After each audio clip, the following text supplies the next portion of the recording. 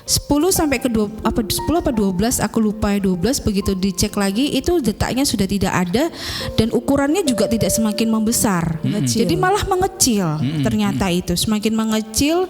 Singkat cerita dokter bilang janin tidak bertumbuh, harus dikeluarkan. Ada 2 cara, mau dikuretase, dikuret atau dengan minum obat yang nanti bisa luruh sendiri seperti itu. Kami memilih tidak kuret karena akan ada operasi ya kan. Biaya juga lumayan pada saat itu di rumah sakit swasta. Ini aja dok, aman katanya, aman kok Bu. Tapi ya itu tadi nanti akan prosesnya akan seperti orang bersalin sama gitu, seperti orang melahirkan. Sakitnya sama, mulusnya sama, kontraksinya sama. Jadi ibu jangan pergi kemana-mana, kalau minum obat ini harus stay di rumah, tidak boleh bekerja, tidak boleh melakukan aktivitas di luar. Ya udah singkat cerita tanpa banyak berpikir dia dengan rasa sedih sebetulnya ini penantian panjang tapi kenapa kok Tuhan tidak berlanjut gitu loh, tidak berlanjut. Itu akhirnya malam aku minum obat, besok paginya kok suamiku harus tetap berangkat bekerja. Aku nggak menyangka prosesnya akan lebih cepat itu. Jadi malam kamu minum, pagi jam 7 itu sudah berproses. Sudah mulai berasa, tapi aku pikir oh ya cuma mulus-mulus biasa gitu. Dan suami tetap berangkat kerja jam 8 pagi dia berangkat. Nah menjelang siang itu mulai intens, lebih intens sakitnya, lebih intens.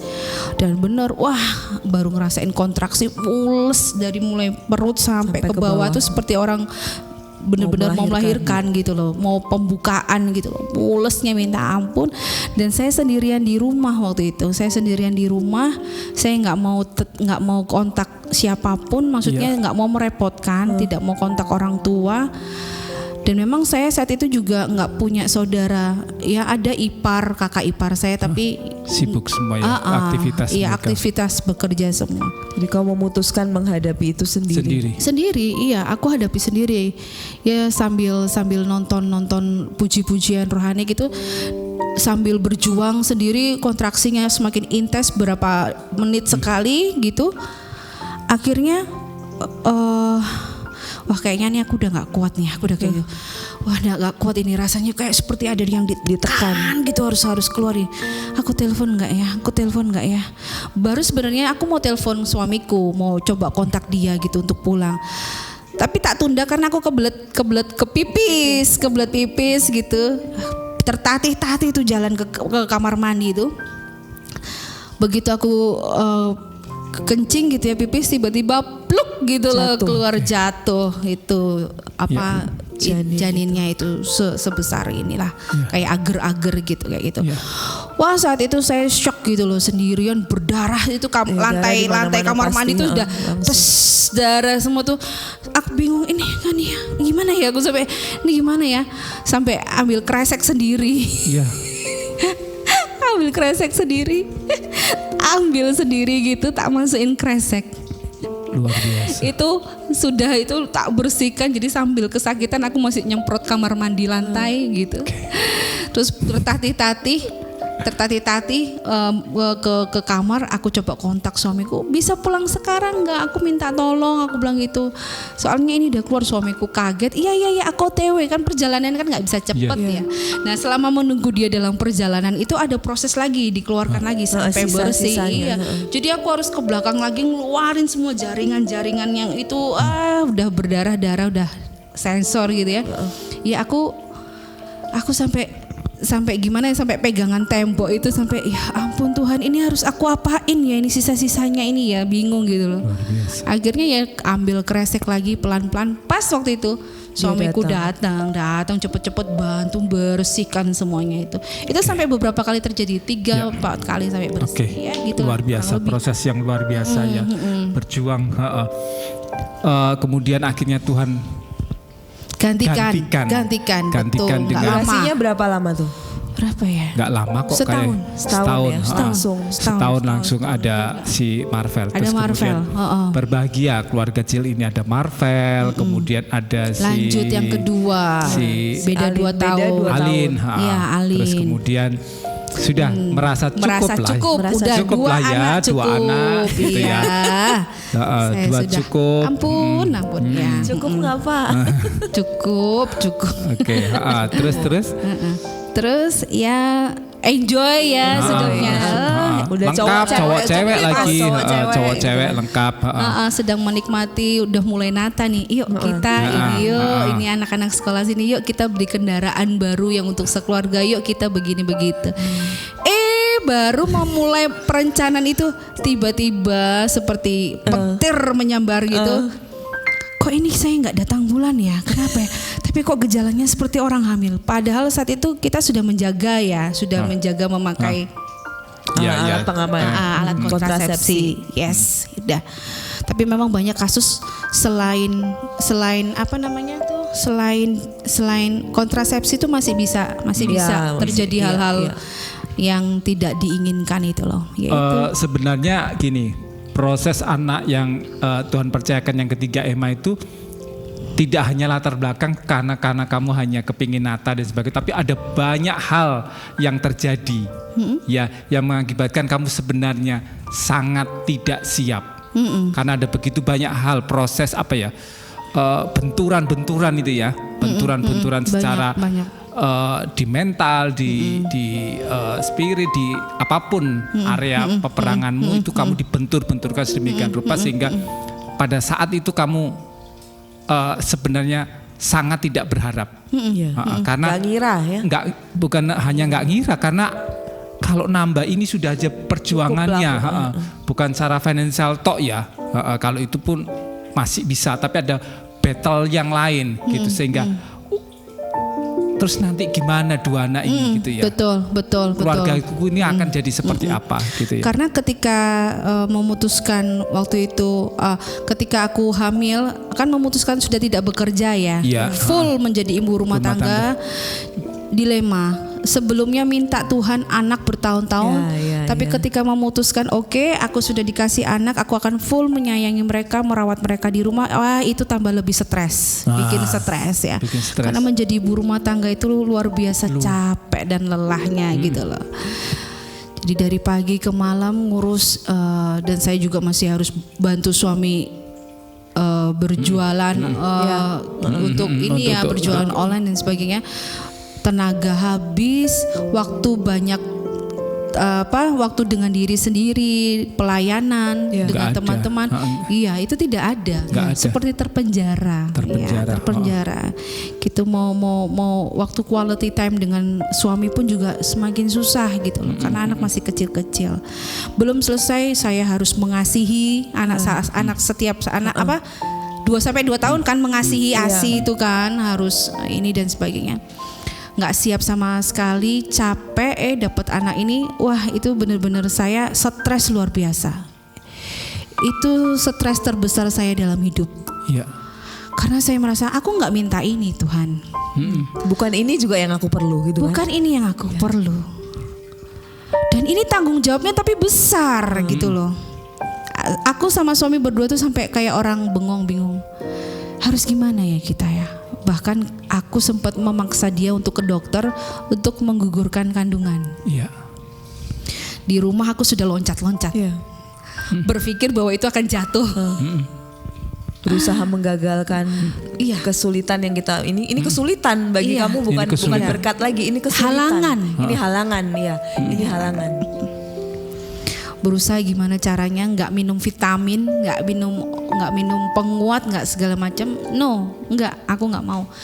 Aku sudah menolak dan sedihnya itu luar biasa. Aku sakit hati, aku kecewa dengan Tuhan. Apa aku mampu Tuhan? Dengan 2 anak, dengan hidupku sekarang aja aku sudah kewalahan. Dengan 3 anak itu aku akan jadi apa? Suram rasanya. Gitu loh. Aku akan mengabdikan seluruh waktuku hanya untuk anak-anakku, lalu bagaimana dengan diriku sendiri gitu. Ya seperti itu sih. Sampai akhirnya berjalan 12 minggu masuk ke bulan, hatiku tuh masih kacau. Ayo ya kita minum jamu aja ya. Aku bilang kayak gitu, minta dibelikan jamu sampai untuk bisa menggugurkan seperti itu.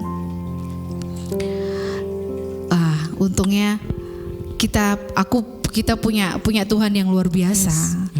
sekalipun kita mencoba untuk berbuat hal yang keji di mata Tuhan, kita tiba-tiba aku mendapatkan suara Tuhan berbicara bahwa anak ini akan menjadi penghibur. Yes.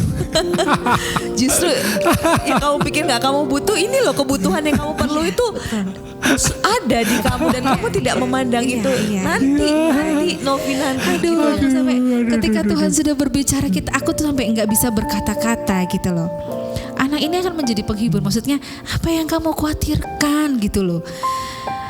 Istilah ketika aku ingat satu hal yang Tuhan katakan, aku memulai karyaku, aku akan mengakhirinya, aku akan bertanggung jawab. Yes. Aku sama suami itu cuma bisa nangis, ampuni kami Tuhan, dan kami pegang sama-sama perutku. Nah, ampuni mamimu, ampuni papimu karena sudah menolak kehadiranmu gitu loh.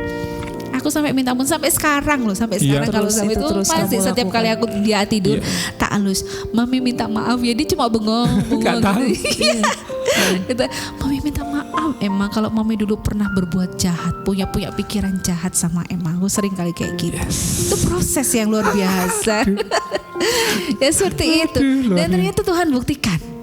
Ketika Tuhan sudah berfirman, wah memang ya Tuhan buktikan mulai dari biayanya sampai detik ini pekerjaan suamiku, Tuhan pulihkan luar biasa. Tuhan itu seperti ngejek aku gitu ya. Mana ketakutanmu tidak terbukti gitu kan ya. Coba saat itu kamu benar-benar menghabisi nyawanya. Kamu gak akan ada dalam rencanaku. Itu aku aku sampai iya Tuhan, aku sampai oke, berarti memang kita harus apapun seberat apapun, sejelek apapun, yang tidak kita inginkan, kita belajar taat. Yes. Itu dia kuncinya. Ketika kita belajar taat, even kita tidak melihat apa yang ada di depan, itu Tuhan buktikan. Yes. Luar biasanya di situ. Monggo Bu. Ya itu sih. Keren. Sampai sekarang ya memang anak ketiga ini menjadi pelengkap, sungguh menjadi pelengkap, menjadi penghibur gitu loh. Jadi, ya benar. Makanya aku namai dia Emanuela. Artinya Immanuel. Ya seperti janji Tuhan, dia akan menyertai. Tuhan akan menyertai. Tuhan akan bertanggung jawab.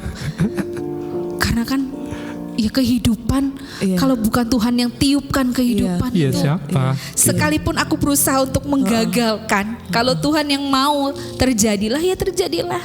Gitu, itu sih. Kira-kira seperti itu.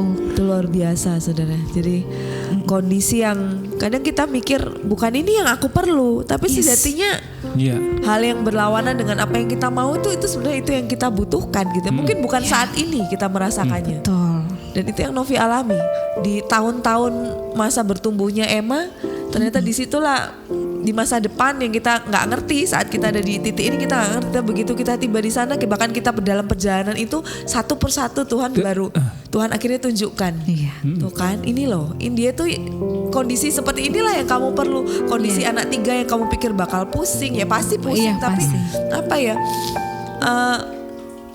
Pribadi Emma itu ya, maksudku apa ya, merepresentasikan Tuhan gitu ya. Emma itu jadi ketika kamu lihat Emma, kamu ingat Tuhan. Betul, selalu. Betul. Melihat ya kasih dan janji Tuhan yang memang dibuktikan gitu. Anak pengganti sama seperti siapa? Ishak ya. Ketika itu mau diserahkan Tuhan, ternyata Tuhan gantikan dan Abraham diberkati luar biasa karena ketaatannya. Aku pegang itu sih.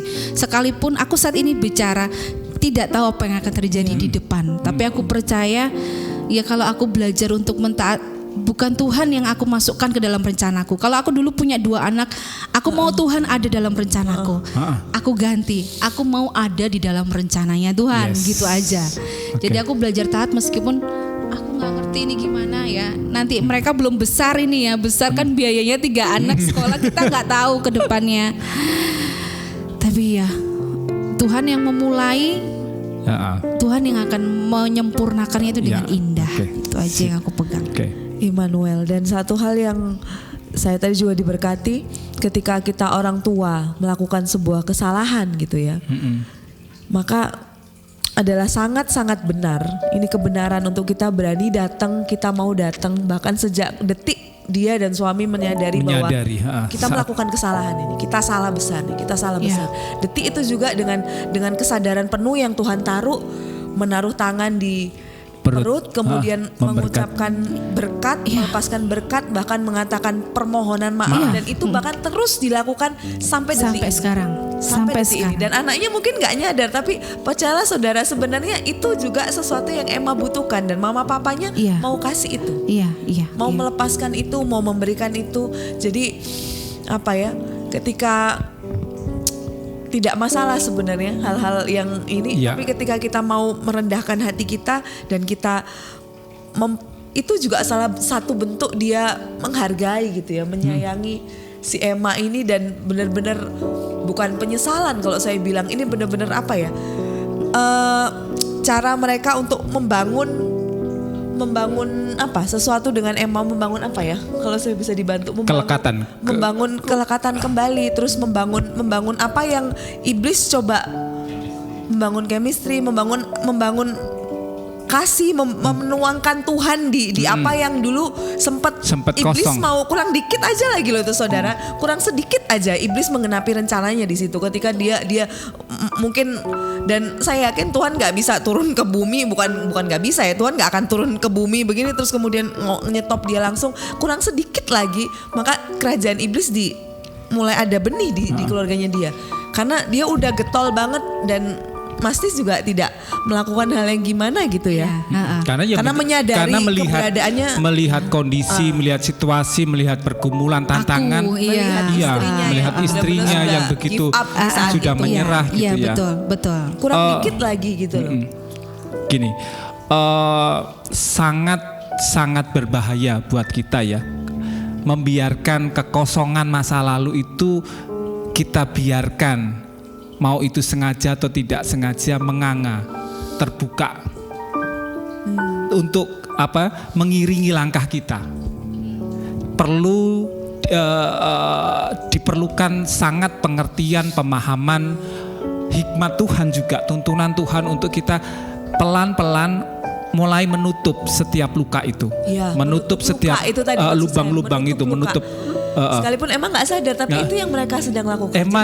Dipakai Tuhan untuk menutup lubang-lubang luka dari mamanya ini, dengan trauma, dengan banyak hal yang sudah di belakang gitu. Mungkin mamanya nggak nyadar, tapi begitu berjalannya waktu, terus kemudian Tuhan bekerja, berkarya, kemudian bahkan hampir saja ada di titik di mana itu, kalau kamu lakukan itu dan kamu berhasil, secara berhasil, tapi rasa kegagalan, penyesalan itu akan seumur hidup. Nggak bisa aku bayangkan. Bawa gitu, nggak bisa kita bayangkan gitu. Tapi betapa baiknya Tuhan dan kehadiran Emma itu diutus Tuhan untuk menutup luka-luka itu, dan keluarga ini benar-benar sembuh, sehat.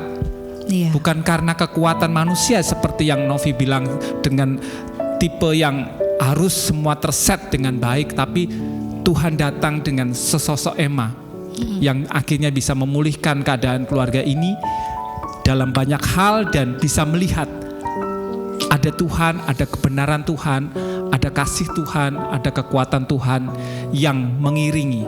Jadi perspektifnya, paradigmanya, cara pandangnya sudah benar-benar berbeda gitu ya dari yang sebelumnya. Dan permintaan maaf dari seorang orang tua, saudara. Kalau kita mungkin kita nggak tahu ya yang nonton ini ngalamin luka apa gitu, atau mungkin ada orang tua yang menonton, ketika ada luka di sana, kita sadar anak kita pernah terluka di sana karena kita pastinya. Jangan pernah menunda atau bahkan jangan tambah membangun jarak, malah apa ya, kasih itu tadi, kasih itu menutupi segala sesuatu. Jadi ketika dia menyampaikan permohonan maaf, yang jadi rema buat saya adalah bahwa dia sedang menutup banyak luka yang ada di hati Emma, yang Emma masih belum sadar karena masih anak kecil, saudara. Tapi dia terus, ya itu, dari kesalahan itu ada konsekuensi yang harus mereka terima, dan mereka bekerja keras untuk menutup luka itu, menutup luka itu. Jadi jangan pernah malu, Ya. Jangan pernah bawa rendah orang tua minta maaf sama anak, itu enggak, saudara. Saat kita buat kesalahan, anak kita itu layak mendapatkan permohonan maaf kita gitu. Yes. Itu yang saya belajar. Jadi ya puji Tuhan, puji Tuhan. Kisah dari Novi sangat menguatkan saya. Sangat memberkati. Oke. Ya. Kita akan akhiri episode pertemuan kita, sharing kita kali ini. Jadi hal-hal yang Novi, keluarga kecil ini bagikan bisa menjadi pelajaran buat kita semua. Ada banyak hal tadi ya, ada banyak hal. Jadi saudara bisa cermati, dengar pelan-pelan, kemudian renungkan pelan-pelan. Saya percaya kuasa Tuhan, apa sekalipun dia harus yang mengalami proses, tapi prosesnya itu menjadi makanan, jadi yang obat buat jadi kita obat yang buat setiap kita. Oke. Ya. Saudara yang sudah diberkati, bisa terus support channel kami dengan gimana? Komen boleh, like saudara, subscribe juga boleh, share apalagi. Pokoknya saudara merasa diberkati boleh di-share gitu ya. Untuk Tuhan, untuk banyak orang yang memerlukan Tuhan di sana. Itu aja saudara. Satu pujian saudara yang tadi tiba-tiba kami dapat gitu ya, bahwa dengan iman, kalau kita punya iman, Tuhan itu memperhitungkan hidup kita. Dan apa yang sukar buat kita ketika bersama dengan Tuhan itu dibuat jadi mudah, gitu ya, karena kuasa Tuhan yang menopang kita. Itu aja saudara. Sampai kita ketemu, kita muji sama-sama sekarang dengan imanku.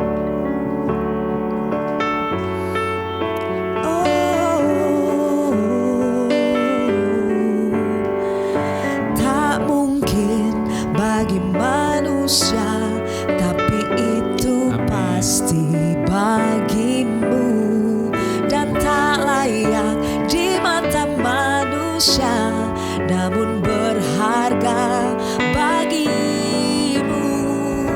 Tuhan yang menjamin hidupku ada di pihakku.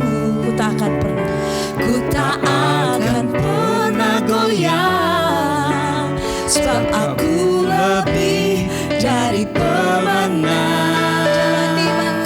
Dengan imanku, ku lihat nyata janji-janjimu. Dengan imanku, ku terima jawaban doaku. Dan sadar dari setiap harapanku, hanyalah iman kepadamu. Dengan imanku, kau perhitungkan hidupku. Dengan imanku, ku lihat nyata janji-janjimu. Dengan imanku, ku terima jawaban doaku. Sadari setiap harapanku, hanyalah iman kepadamu. Dengan imanku, kau perhitungkan hidupku.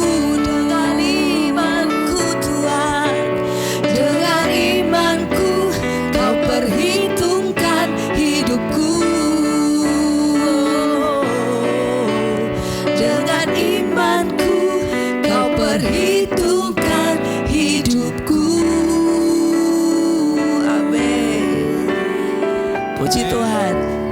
Salam dari kami. Sampai ketemu lagi. Sampai ketemu. God bless you. Aman selalu bersama Tuhan Bless you. saudara. Immanuel, bye. Tuhan memberkati.